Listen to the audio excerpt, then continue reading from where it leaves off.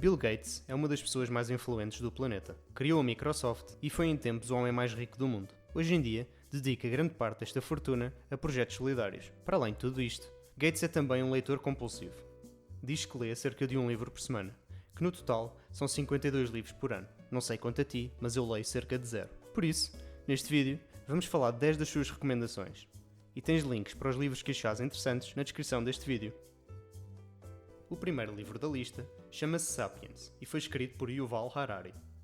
O autor é um historiador israelita e neste livro assume um desafio assustador: contar toda a nossa história, a da raça humana, em apenas 400 páginas. Ele propõe-se a explicar-se como nós, Homo sapiens, viemos a dominar a Terra e o que pode estar por vir para a nossa espécie. A maioria de nós assume que sempre fomos nós os responsáveis, dominando o resto dos animais. Mas o autor lembra que muito antes de construirmos as pirâmides, escrevermos sinfonias ou caminharmos na Lua, não havia nada de especial em nós.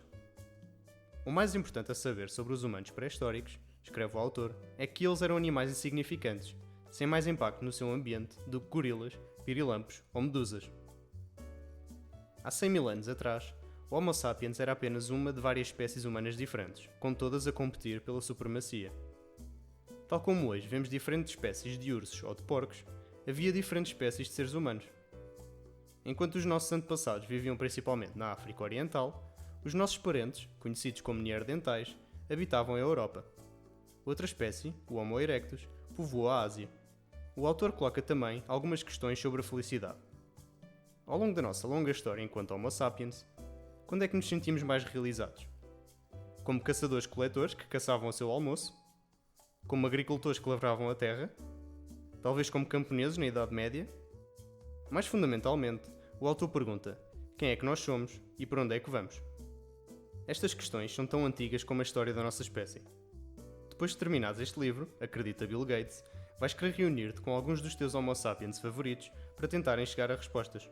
O segundo livro chama-se Homo Deus e é do mesmo autor.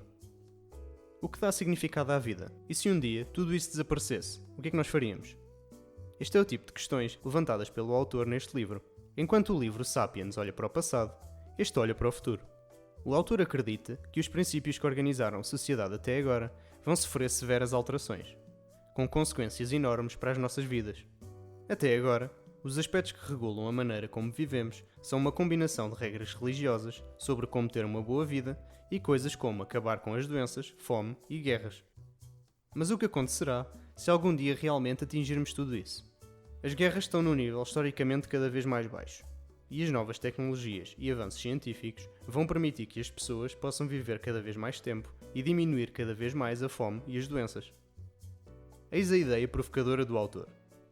Por melhor que pareça, realizar o sonho de felicidade, imortalidade e divindade pode ser uma coisa má para a raça humana. Ele prevê um potencial futuro em que um pequeno número de elites se atualizam através de biotecnologia e da engenharia genética, deixando para trás as massas e criando supercriaturas semelhantes a deuses. Daí o título do livro, Homo Deus, em que a inteligência artificial nos conhece melhor do que a nós mesmos, e onde essas elites semelhantes a deuses e robôs superinteligentes consideram o resto da humanidade ultrapassado. Embora Bill Gates não concorde com tudo o que é dito neste livro, considera que é interessantíssimo e que toda a gente o deveria ler. O terceiro livro da lista chama-se O Iluminismo Agora e foi escrito por Steven Pinker. Este é o livro preferido de Bill Gates, o que é dizer muito, visto que ele já leu tantos. Ele acredita que Pinker fez um ótimo trabalho a analisar as tendências históricas e a utilizar dados para contextualizar o passado.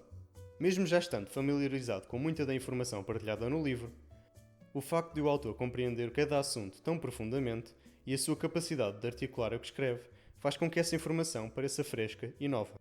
Eis os 5 factos preferidos de Bill Gates referidos no livro. É 37 vezes menos provável que sejas morto por um raio do que na viragem do século. O tempo passado a lavar a roupa desceu de 11 horas e meia por semana, em 1920, para 1 hora e meia, em 2014. É muito menos provável que morras no trabalho hoje em dia do que era no passado. A média global de QI está a aumentar cerca de 3 pontos a cada década. A guerra é ilegal. Queres saber mais sobre estes factos? Então parece que tens que ler o livro. O quarto livro chama-se A Sexta Extinção e foi escrito por Elizabeth Kolbert. As alterações climáticas são sem dúvida um grande problema, um dos maiores que vamos enfrentar neste século. Mas não é a única preocupação ambiental no horizonte. Os seres humanos estão a abater enormes quantidades de pavimento, a movimentar espécies em todo o planeta, a pescar em excesso e a acidificar os oceanos. A autora defende que toda esta atividade está a levar à sexta extinção em massa na história da Terra. Pensa no asteroide que dizimou os dinossauros. Só que desta vez, a tragédia é causada pelo homem. Ao contrário de muitas pessoas que escrevem sobre o ambiente, a autora não recorreu ao hype. Ela apenas expõe os factos e envolve-os em anedotas memoráveis. É uma leitura sóbria, mas envolvente e informativa. Por este motivo, Bill Gates recomenda este livro. Em seguida temos Factfulness, escrito por Hans Rosling. Este é dos livros mais recomendados por Bill Gates. A maior parte do livro é dedicada a 10 instintos que nos impedem de ver o mundo de forma facciosa. Estes vão desde o instinto do medo, damos mais atenção às coisas assustadoras, ao instinto do tamanho. Os números isolados parecem muitas vezes mais impressionantes do que realmente são. Com cada um deles, o autor oferece conselhos práticos sobre como superar os nossos preconceitos inatos. Num mundo cada vez mais cheio de informação, é cada vez mais importante ter atenção ao que é realmente verdade. Afinal, todos temos direito às nossas opiniões, mas não temos direito aos nossos próprios factos. O próximo livro chama-se Porque Dormimos, por Matthew Walker. Nos seus tempos da Microsoft, não era nada de incomum Bill Gates fazer diretas a trabalhar. Uma ou duas vezes, chegou mesmo a ficar acordado 2 noites seguidas. Embora soubesse que não era tão produtivo quando operava principalmente com cafeína e adrenalina como combustível, ele estava obcecado pelo trabalho e sentia que dormir muito era sinónimo de preguiça. Depois de ler este livro, percebeu que as suas diretas, juntamente com quase nunca fazer 8 horas de sono, tiveram um grande custo. Ao longo do livro, o autor explica como a negligência no sono prejudica a criatividade, a resolução de problemas, a tomada de decisões, a aprendizagem, a memória, a saúde cardíaca, a saúde cerebral, a saúde mental, o bem-estar emocional, o sistema imunitário e até mesmo o tempo de vida. Eis algumas respostas a perguntas que possas ter. Será que todos precisam mesmo de 7 ou 8 horas de sono por noite? A resposta é quase certeza que sim, mesmo que se tenha convencido do contrário. Nas palavras do Dr. Thomas Roth, o número de pessoas que conseguem sobreviver com 5 horas de sono ou menos sem deficiência, e arredondado para um número inteiro, é 0. Porquê é que dormimos? Afinal, quando estamos a dormir, e todos os animais o fazem, não podemos caçar, socializar, comer, reproduzir-nos ou defender-nos. No entanto, o autor conclui que as vantagens evolucionárias do sono são muito maiores do que estas desvantagens. Resumidamente, o sono produz banhos neuroquímicos complexos, que melhoram o nosso cérebro de várias maneiras. Por outras palavras, o sono melhora muito a nossa aptidão evolutiva, apenas de uma forma que não conseguimos ver. Bill Gates conta que este livro lhe ensinou muito sobre esta atividade básica que todas as pessoas do planeta precisam, e por este motivo, recomendo esta leitura a toda a gente. O próximo livro é a biografia de Leonardo da Vinci, escrita por Walter Isaacson. Embora tenha lido muito sobre Da Vinci ao longo dos anos, Bill Gates nunca tinha encontrado um livro que cobrisse de forma satisfatória todas as diferentes facetas da sua vida e obra. Walter Isaacson, um talentoso jornalista e autor, fez um ótimo trabalho a juntar tudo. Gates diz que este livro ajuda a olhar para Da Vinci como um ser humano completo e a compreender o quão especial ele era. Ele chegou perto de compreender quase tudo o que era conhecido no planeta na altura. Isso deve-se, em parte, ao facto do conhecimento científico ser relativamente limitado na altura, em parte também porque ele tinha um QI elevado, mas sobretudo porque tinha uma curiosidade insaciável sobre praticamente todas as áreas da ciência natural e da experiência humana. Ele estudou, ao pormenor, tudo, desde o fluxo da água até aos músculos que se usam enquanto sorrimos. Surpreendentemente, fez tudo isto sem quase nenhuma escolaridade formal. Outro excelente aspecto deste livro é o explicar porque é que o trabalho de Leonardo da Vinci é tão venerado. Houve uma desvantagem para Leonardo da Vinci em ter interesses tão amplos. Ele mudou frequentemente o seu foco para novos domínios a meio de um projeto, deixando as obras inacabadas. Eis um exemplo clássico. Depois de ganhar uma cobiçada comissão para criar uma grande estátua de um nobre empoleirado num cavalo, Leonardo da Vinci procrastinou bastante. Por exemplo, ele dissecou cavalos para entender a sua anatomia, criou novos sistemas para alimentar cavalos e projetou estábulos mais limpos. Ele nunca completou a estátua e nunca publicou o tratado sobre cavalos que começou. Se até Da Vinci procrastinava, quem somos nós para não o fazer? O próximo livro chama-se Um Cavalheiro em Moscovo.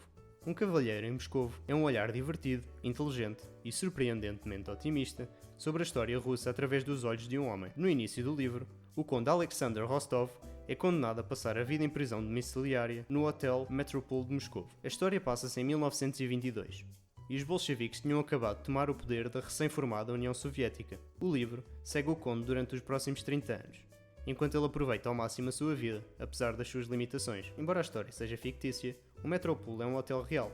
Bill Gates conta que até teve a sorte de lá ficar hospedado, e pareceu-lhe ser exatamente o mesmo que Tolstói descreve no livro. É o tipo de lugar onde não se pode deixar de imaginar como era em épocas diferentes. O hotel conseguiu sobreviver à Revolução Bolchevique e à ascensão e queda da União Soviética. É muita história para um só edifício. O autor tem talento para detalhes peculiares. No início do livro, ele diz que o conde reviu o menu pela ordem inversa, como era seu hábito. tendo aprendido com a experiência que a consideração dos aperitivos antes das entradas só pode levar ao arrependimento. Uma descrição como esta diz muito sobre uma personagem. No final do livro, Gates sentiu que o Conde era um velho amigo. Um cavalheiro em Moscovo deu a Gates uma nova perspectiva da época histórica relatada, apesar de ser um livro de ficção. O autor mantém o foco no Conde, por isso a maioria dos acontecimentos históricos, como a Segunda Guerra Mundial, pouco mais recebem do que uma menção passageira. Um Cavalheiro em Moscovo é uma história espantosa, porque consegue ser um pouco de tudo. Há romance fantástico, política, espionagem, paternidade e poesia. O livro é tecnicamente ficção histórica, mas seria igualmente correto chamar-lhe um thriller ou uma história de amor. Mesmo que a Rússia não esteja na tua lista de visitas obrigatórias, Gates acha que todos podem desfrutar desta viagem a Moscovo. O próximo livro chama-se Meditação e Mindfulness e foi escrito por Andy Pudicombe. Bill Gates parou de ouvir música e de ver televisão quando tinha 20 e poucos anos. Parece extremo, mas ele fez isto porque pensou que ambas as coisas o iriam distrair de pensar em software. Quando estava a evitar a música e a TV na esperança de manter o foco, Gates sabia que muitas outras pessoas estavam a usar a meditação para alcançar fins semelhantes. Mas Gates não estava interessado, uma vez que pensava na meditação como uma coisa de história de fadas ligadas de alguma forma à reencarnação, e ele não acreditava nela.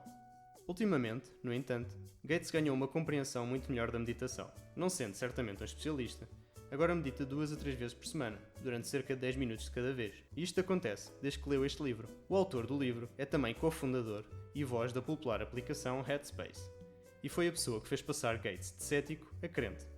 Se quiseres tentar meditar por ti mesmo, uma boa maneira de o facilitar é comprar uma cópia deste livro. O autor é um contador de histórias espirituoso e oferece muitas metáforas úteis para explicar conceitos potencialmente complicados, o que torna o livro uma leitura fácil e agradável. Não tendo a certeza do quanto a meditação o teria ajudado a concentrar-se nos seus primeiros tempos de Microsoft, hoje em dia, Gates considera que a meditação é uma grande ferramenta para melhorar a concentração. Qualquer pessoa pode beneficiar disso, especialmente um estudante. O último livro da lista chama-se Uma Educação, de Tara Westover. Segundo Gates, é uma história incrível, e isso justifica o facto de ter passado muito tempo no topo da lista de best-sellers do New York Times. É fascinante como foi preciso estudar a filosofia e história na escola para que a autora confiasse na sua percepção do mundo. Como ela nunca foi à escola, a sua visão do mundo foi inteiramente moldada pelo seu pai. Ele acreditava em teorias da conspiração, e por isso ela também. Só quando ela foi para a universidade é que percebeu que haviam outras perspectivas sobre as coisas que o seu pai tinha apresentado como factos. Por exemplo, ela nunca tinha ouvido falar do Holocausto até o seu professor de História o ter mencionado. Ela teve de investigar o assunto para formar a sua própria opinião, separada da do pai. A sua experiência é uma versão extrema de algo que todos passam com os seus pais. A certa altura da nossa infância, passamos de pensar que os nossos pais sabem tudo a vê-los com adultos com limitações. Preocupa-me que a educação se esteja a tornar num pau que algumas pessoas usam para levar outras pessoas à submissão ou a tornar-se algo que torna as pessoas arrogantes, disse ela. O processo de autodescoberta de Tara é maravilhosamente captado no livro. É o tipo de livro que Bill Gates acha que todos vão gostar, independentemente do género que normalmente leiam. Espero que tenhas gostado. Se gostaste, subscreve e deixa um like. Se quiseres ter acesso a mais vídeos destes para te ajudar nos exames nacionais, vai até ao nosso Patreon e podes ter acesso a todos eles por apenas 6€ por mês. Assim, tens acesso a uma maneira mais fácil de aprender e ajudas este canal a manter-se ativo pelo preço que pagarias por um hambúrguer no McDonald's. Até à próxima!